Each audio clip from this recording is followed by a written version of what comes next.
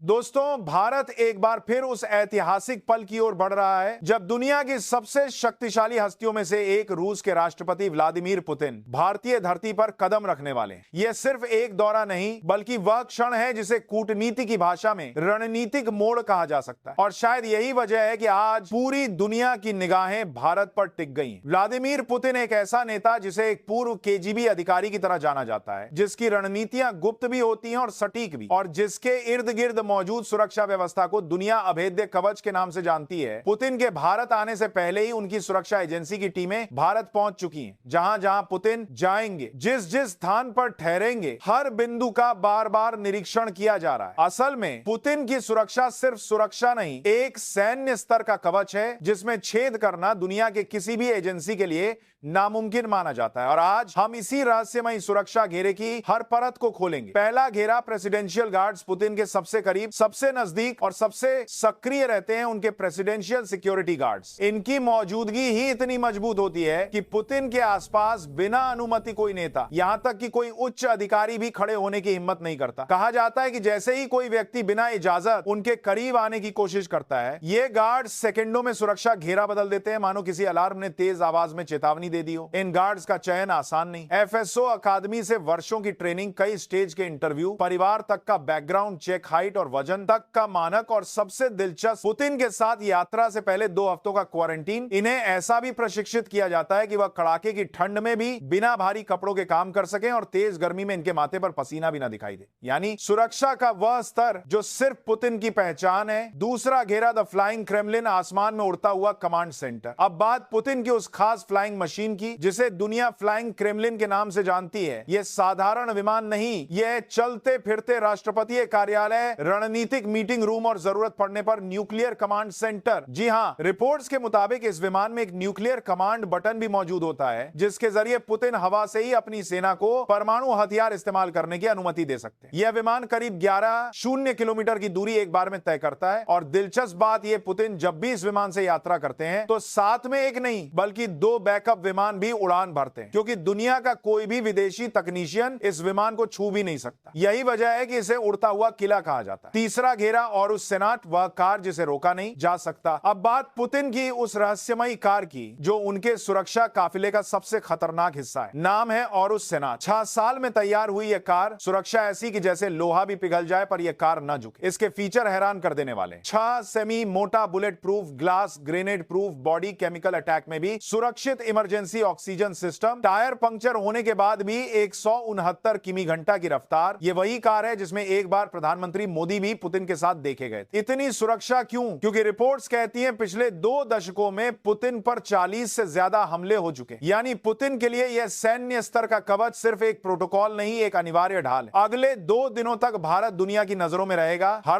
कदम, हर meeting, हर यात्रा, सब पर नजरें होंगी। और दुनिया देखेगी कि कैसे दुनिया के सबसे गोपनीय नेताओं में से एक व्लादिमीर पुतिन अपनी सैन्य स्तर के कवच के अभेद्य घेरे में भारत की यात्रा को अंजाम देते हैं। ऐसी खबरों के लिए वीडियो को लाइक करें और चैनल को सब्सक्राइब करें। धन्यवाद। जय हिंद।